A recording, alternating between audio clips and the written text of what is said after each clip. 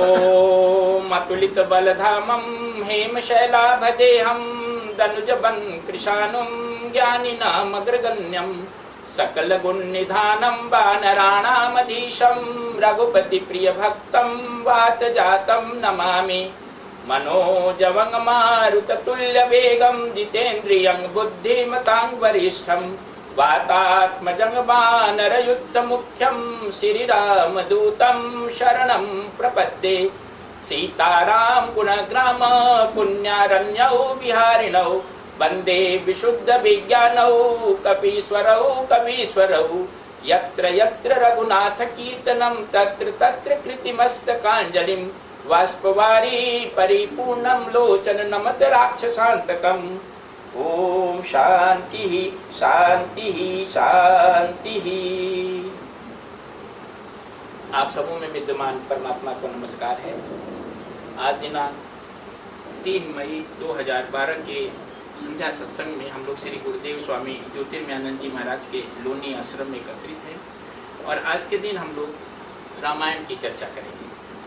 इन दिनों रामायण का उत्तरकांड की व्याख्या हो रही है और लगभग हम लोग इसके अंतिम चरण पर पहुंच गए हैं।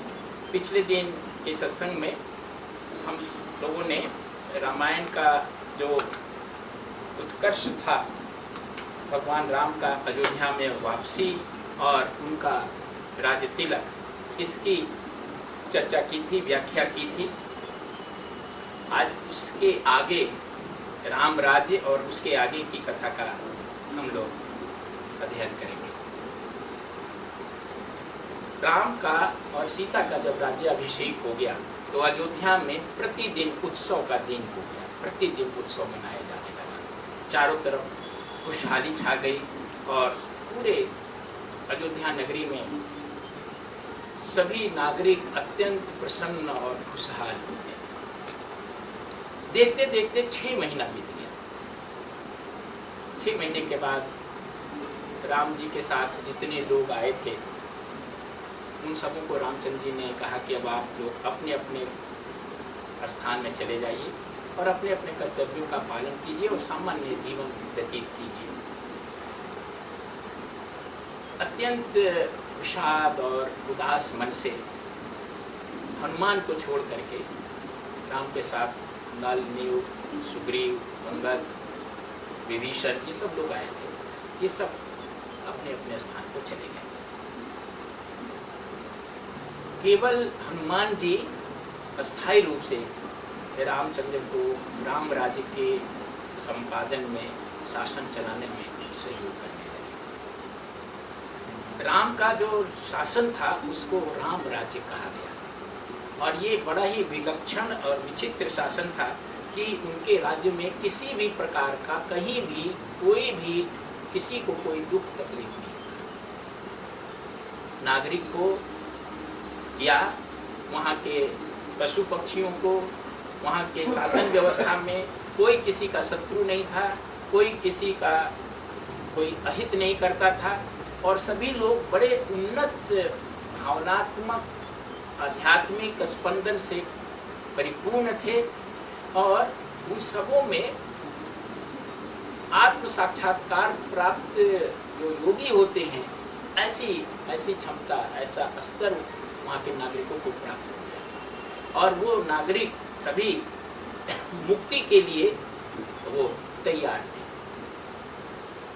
रामचंद्र जी उनके साथ रहते थे और सभी लोग रामचंद्र जी के प्रति पूरी भक्ति और निष्ठा के साथ अपना समय व्यतीत कर रहे थे।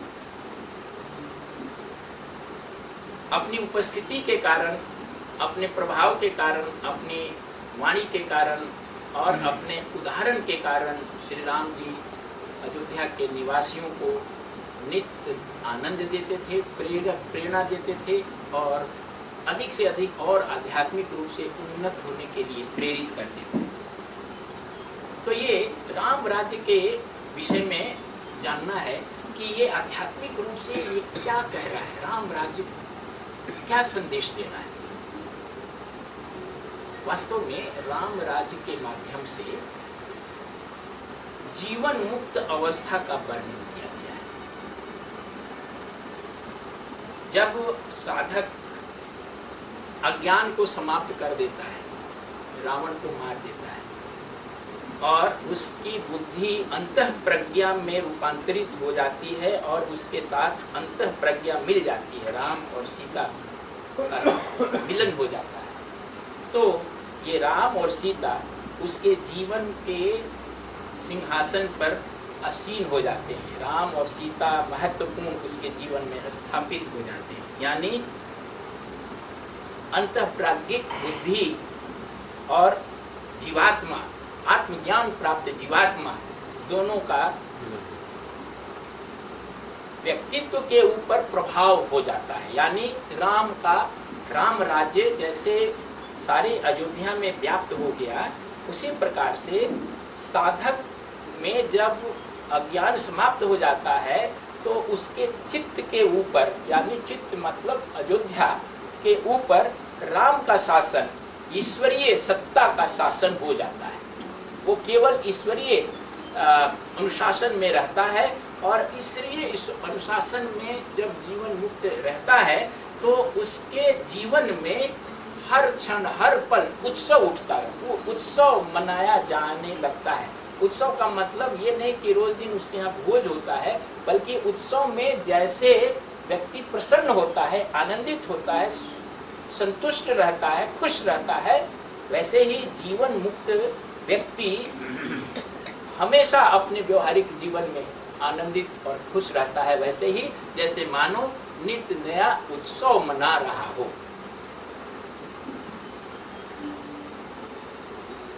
एक तरफ जीवन मुक्त व्यक्ति, उत्सव इसलिए मनाया जाता है कि एक तरफ वो जीवन मुक्त व्यक्ति को अपने वास्तविक आत्मिक स्वरूप की जागरूकता बनी रहती है, एक तरफ वो जानता रहता है कि मैं कौन हूं, एक तरफ वो अपने आत्म स्वरूप को, इसको समझना है, उसकी दो चेतना हो जाती है जीवन मुक्तों की। एक तरफ वो अपने वास्तविक चेतना में के प्रति जागरूक होता है और उसकी वास्तविकता होती है सत स्वरूप, चित स्वरूप और आनंद स्वरूप। वह अपने आत्मिक वास्तविकता सच्चिदानंद स्वरूप में अवस्थित रहता है एक तरफ, और दूसरी तरफ व्यवहारिक जीवन के कार्यों में वो खेल भाव से, दृष्टा भाव से संलग्न भी रहता है। ये नहीं है कि व्यवहारिक जीवन छोड़ देता है। तो व्यवहारिक जीवन में संलग्न रहते हुए भी वो नित्य नए उत्सव के आनंद से इसलिए आनंदित होता है कि उसकी जो जड़ है वो जमी रहती है अपने वास्तविक आत्मिक स्वरूप की सच्चाई में, पारमार्थिक सत्ता में। तीन प्रकार की सत्ता होती है, कई प्रकार वर्णन हुआ है। वास्तविकता तीन प्रकार की होती है। ये है व्यवहारिक सत्ता, हम लोग जो जी रहे हैं, प्रैक्टिकल रियलिटी। दूसरी होती है प्रतिभाषित सत्ता, एपरेंट रियलिटी, जैसे स्वप्न में जो सत्ता होती है, स्वप्न देखते समय वो सत्ता, वो वास्तविकता वास्तविक हो जाती है, स्वप्न की वास्तविकता, लेकिन वो भ्रामक और आभासी होती है। जब तक सच्चाई स्वप्न में हम जीते हैं तब तक स्वप्न सच्चा होता है, स्वप्न में से जगते ही स्वप्न खत्म हो जाता है, तो वो आभासी प्रतिभाषित सत्ता। और ये दोनों प्रैक्टिकल रियलिटी, व्यवहारिक सत्ता और आभासी प्रतिभाषित सत्ता, ये दोनों अवास्तविक है। ये व्यवहारिक सत्ता भी अवास्तविक है, लेकिन हमें ये वास्तविक लगती है क्योंकि हम अभी अज्ञान में हैं।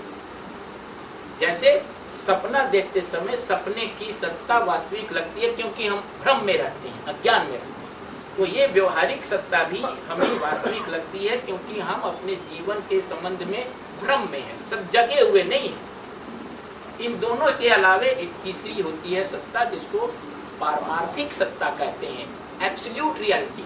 न मैं ये हूँ, न सपने वाला जो व्यक्ति हूँ वो भी नहीं, सपने में पानी में डूबने वाला भी मैं नहीं हूँ, और ये जगे हुए अभी बैठा हुआ एक व्यक्ति यहाँ लाल बाग में रहने वाला भी मैं नहीं हूँ। इन दोनों के अलावे वास्तविकता में मैं सच्चिदानंद स्वरूप, वास्तविक में सत स्वरूप, चित स्वरूप और आत्म स्वरूप। आत्मज्ञान जब हो जाता है तो व्यक्ति अपने पारमार्थिक सत्ता में स्थिर हो जाता है, जड़ जमा लेता है, जागरूक हो जाता है, उसको ये प्रतीति हो जाती है कि मैं अमुक व्यक्ति नहीं हूं, ये सपना चल रहा है। इसलिए सपने का वो आनंद लेते रहता है, चाहे वो दुख का सपना हो या सुख का सपना। पानी में भी डूब रहा हो तब भी वो आनंद लेता रहता है कि खेल खेल रहे हैं, पानी में डूबने का खेल खेल रहे हैं। जैसे चोर सिपाही राजा मंत्री का खेल बच्चा खेलता है, तो एक बच्चा जो है वो चोर बना हुआ रहता है, एक बच्चा सिपाही बना हुआ रहता है, एक मंत्री और एक राजा बना रहता है। लेकिन राजा का नाटक करते हुए, चोर का नाटक करते हुए भी ये चारों बच्चे खेल का आनंद लेते हैं। चोर बना हुआ बच्चा भी खेल का आनंद ले रहा है, राजा बना हुआ बच्चा भी खेल का आनंद ले रहा है, सिपाही बना हुआ बच्चा भी खेल का आनंद ले रहा है। क्यों? क्योंकि उसको अंदर से ये मालूम है कि मैं चोर नहीं हूं, मैं राजा नहीं हूं, फिर भी वो अपना खेल खेलता है। जीवन मुक्त हो जाने पर यही स्थिति होती है। व्यवहारिक जीवन में वो रोगी हो सकता है, व्यवहारिक जीवन में गरीब हो सकता है, व्यवहारिक जीवन में वो राजा भी हो सकता है, व्यवहारिक जीवन में कुछ भी हो सकता है, लेकिन आंतरिक रूप से वह जानता है कि मैं रोगी नहीं हूं, मैं राजा नहीं हूं, मैं गरीब नहीं हूं, मैं दुखी नहीं हूं। ये नाटक चल रहा है। इसलिए रोगी होते हुए भी, दुखी होते हुए भी, गरीब होते हुए भी या राजा होते हुए भी वो रोज दिन खेल खेल रहा है। खेल में जैसे आनंद आता है, उत्सव जैसे मनता है, वैसे ही जीवन मुक्त इस व्यवहारिक जीवन में उत्सव मनाता है। ये बात यहाँ राम राज्य के रूप में यहाँ प्रस्तुत की गई है। राम राज्य में सब जगह कोई भी व्यक्ति दुखी नहीं था। वहाँ भी लोग हो सकता है बीमार पड़ते हो सकता है गरीब हो, सारे लोग अमीर नहीं हो गया, लेकिन चूंकि वे सारे के सारे लोग आत्मज्ञानी हो गए थे, इसलिए उन्हें अपने कोई व्यवहारिक जीवन में चाहे दुखी हो, सुखी हो, गरीब हो, अपंग हो, कुछ भी हो, उन्हें कोई फर्क नहीं पड़ता था। ये खुशी थी। इसलिए जो नाटक का पात्र जिसको जो बनना है वो बनते हुए, अपने अपने पात्र को निभाते हुए, किरदार को निभाते हुए सब आनंद ले रहे थे। राजनीतिक और सामाजिक दृष्टि से राम राज्य की शासन प्रणाली आदर्श प्रणाली। बहुत तरह की शासन प्रणालियां होती हैं, है ना। ये हम लोग जैसे प्रजातंत्र है, कहीं राजतंत्र है, कहीं अधिनायक तंत्र है, कहीं साम्यवाद है, इस तरह से अनेक प्रकार की प्रणालियां हैं। तो राम राज्य की प्रणाली जो है शासन की व्यवस्था में सबसे अच्छी मानी गई है, क्योंकि इसमें जो शासन चलाया जाता है वो जीवन के आध्यात्मिक और नैतिक मूल्यों के आधार पर शासन चलाया जाता है। और इसी कारण से राम राज्य में जो सुख शांति समृद्धि थी, उसका कारण ये था कि समाज में आध्यात्मिक और नैतिक मूल्यों के आधार पर शासन चलाया जा रहा था। आपके जीवन का या व्यवहारिक, सांसारिक, सामाजिक स्तर पर भी यदि आध्यात्मिक नैतिक मूल्यों के आधार पर शासन चलाया जाए तो सब जगह सुख शांति समृद्धि स्थापित हो सकती है। लेकिन वर्तमान युग जो है वो भौतिकवादी युग है और घोर स्वार्थ का युग है। यहाँ पर जो शासक वर्ग है, सत्ता चलाने वाला वर्ग, वो पूर्ण स्वार्थ से प्रेरित होने के कारण विभिन्न प्रकार के अपने स्वार्थ की पूर्ति और धनार्जन में लगा हुआ है। किसी भी प्रकार से धन कार्य, उसका नैतिक और आध्यात्मिक मूल्यों के आधार पर शासन नहीं चल रहा है, बल्कि स्वार्थ और भौतिकवादी आधार पर शासन चलाया जा रहा है। इसके कारण अनेक प्रकार से लोग जो हैं यहाँ पर दुखी हैं और तनाव और अपराध बढ़ गए हैं।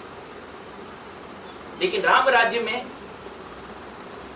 जो शासन चलाया गया वो इससे बिल्कुल भिन्न था, क्योंकि राम राज्य में जो शासन की व्यवस्था है वो इस प्रकार की है कि शासक अपने आप को, शासन करने वाला शासक अपने आप को प्रजा का सेवक मानता है। प्रजा का शासक अपने आप को नहीं मानता है, बल्कि वो मानता है कि मैं प्रजा का सेवक, और प्रजा का सेवक होने के कारण वो निस्वार्थ सेवा करते हुए आनंद प्राप्त करता है। वो निस्वार्थ सेवा करने में ही आनंद प्राप्त कर लेता है, इसलिए उसे किसी भी प्रकार के स्वार्थ पूर्ति की आवश्यकता नहीं होती। दूसरी बात यह है कि राम राज्य में जो शासक थे और उनके जो सलाहकार थे वे सब आत्मज्ञानी लोग थे। स्वयं रामचंद्र जी, उनके तीनों भाई लक्ष्मण, भरत, शत्रुघ्न, हनुमान जी, सीता जी, गुरु वशिष्ठ जी, ये लोग, सुमंत जी, ये लोग जो थे ये सारे शासन के चलाने वाले मुख्य लोग, और ये सब के सब आत्मज्ञानी लोग थे, आत्म साक्षात्कार प्राप्त लोग थे। इसलिए ऐसे आत्म साक्षात्कार प्राप्त संतों के द्वारा यदि किसी देश का शासन चलाया जाए तो कितना अद्भुत देश होगा। आत्मज्ञानी लोग यदि शासक बन जाए, शासन करने वाले लोग बन जाए तो कितना अद्भुत देश होगा। ऐसी जो सरकार होगी वो एक तरफ व्यक्ति को संसार में सुख शांति समृद्धि देगी और दूसरी तरफ पूरे समाज के आध्यात्मिक और नैतिक उत्थान के लिए भी वो लगी रहेगी, जिससे कि यहाँ के नागरिक जो हैं वो आत्मज्ञान प्राप्त करें, ऐसी व्यवस्था वो बनाएगी। और ऐसे ही आदर्श शासन की कल्पना हमारे हिंदू शास्त्रों में की गई। आधुनिक युग में महात्मा गांधी ने इस प्रकार के ही शासन प्रणाली की कल्पना की थी और यही सोचा था कि हमारे देश के शासक जो हैं वो ऐसे संत के तरह के हों और ऐसे स्तर के हों।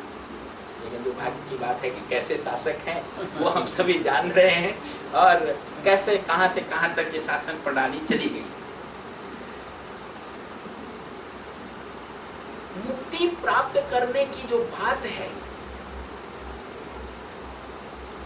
वो कई लोग सोचते हैं कि ये आत्म साक्षात्कार की जो बात कही गई है वो बड़ी स्वार्थी बात है, इससे समाज को क्या लाभ होगा। एक व्यक्ति आत्म साक्षात्कार प्राप्त कर लेता है या कर ले तो उससे समाज को क्या लाभ। ये तो बहुत स्वार्थ की बात है कि हम दूसरे को छोड़ करके अपने आत्म साक्षात्कार के लिए प्रयास करें, लेकिन बात ऐसी नहीं है। बात इसके ठीक विपरीत है, इसको अभी भी आप समझ सकते हैं जो अभी हम बताएंगे। सागर की कोई लहर अगर ऊंची उठती है तो वो अकेले नहीं उठती है, तो ध्यान दीजिएगा कभी सागर किनारे खड़े होकर। सागर में बहुत सारे लहरें उठती हैं, अगर कोई एक लहर ऊपर उठती है तो उसके अगल बगल जो लहरें सटी होती हैं वो भी उठती हैं। तो औरों की तुलना में उसके साथ जो लहरें जुड़ी हुई हैं उनमें भी उफान आता है। अगर एक व्यक्ति भी आत्मज्ञान प्राप्त करता है, आत्म साक्षात्कार प्राप्त करता है तो वो अकेले नहीं आत्म साक्षात्कार प्राप्त करता है, उसके साथ जो भी जुड़े हुए हैं उनकी भी उन्नति होती है। और आप देख सकते हैं कि आज हम लोग यहाँ पर वो व्याख्यान दे रहे हैं, सुन रहे हैं, क्यों? गुरुदेव की प्रेरणा से। कहाँ वो बैठे हैं और कहाँ आप आत्मज्ञान की शिक्षा ले रहे हैं। एक व्यक्ति वहाँ उठा है और यहाँ 25 व्यक्ति सीरियस रूप से और जो और भी जाने अनजाने प्रत्यक्ष अपरोक्ष रूप से किताब के माध्यम से, मैगजीन के माध्यम से, सेवा के माध्यम से, अनेक चैरिटेबल क्लिनिक के माध्यम से, अनाथालय के माध्यम से कितने लोगों का कल्याण हो रहा है। और कितने लोग एक पुस्तक को, एक मैगजीन को आप अगर मान ले कि 10 लोग भी पढ़ते हो, कहीं भी जाती हो 10 आदमी भी पढ़ते हो तो 1000 मैगजीन अगर जा रही है तो 10,000 आदमी उसको पढ़ ली और 10,000 आदमी के मन में प्रेरणा जगी। कल हम किसी से मिलने गए थे, कोई मिलने वाले अमेरिका जा रहे थे एयरपोर्ट पर, तो उन्होंने कहा कि मेरा बेटा जो है 12 साल 14 साल का, उनको मैगजीन भेजते हैं अमेरिका, है कि वो इतना फैन हो गया है, अभी 10वीं कक्षा में पढ़ रहा है वहाँ स्कूल में, कि वो हर समय योगांजलि की प्रतीक्षा करता है और उसमें से पढ़ करके ऐसे ऐसे प्रश्न पूछता है बल्कि वो कह रहे थे कि मेरी पत्नी तो बल्कि डरने लगी है कि इतना गहरा से वो दार्शनिक न हो जाए, कहीं कहीं उसके मन में जो है दर्शन इतनी गहराई से बढ़ रहा है कि वो कहीं बहुत ज़्यादा दार्शनिक न हो जाए। तो वो एकदम अब कहाँ यहाँ से लाल बाग से निकलने वाली चीज़ अब वहाँ नॉर्थ कैरोलिना में कोई बच्चे को प्रभावित कर रही है, उसके मन में प्रेरणा जगा रही है, कुछ प्रश्न पूछने को कोशिश कर रही है। तो और ये योगांजलि निकली कहाँ से? योगांजलि निकली गुरुदेव से।